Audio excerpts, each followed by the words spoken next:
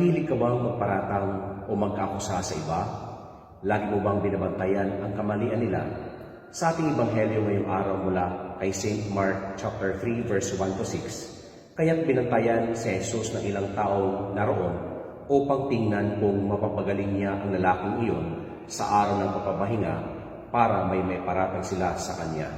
Marahil minsan nagiging katulad din tayo sa mga taga-usig ni Kristo na sa gitna ng mabubuting gawain ng iba, tayo naman gumagawa ng kwento upang siraan at paratangan ng kung ano-anong kasalanan nila. Bilang kapulisan na mga makadiyos, naway magturo sa atin ang aral ni Jesus na huwag mapag-usga, bagkus tingnan ang mabubuting gawain nila. Manalangin tayo. Panginoon, bigyan niyo po kami ng matang hindi mapanghusga sa gawain ng iba at pusong marunong sumuporta sa kabutihan nila. Amen.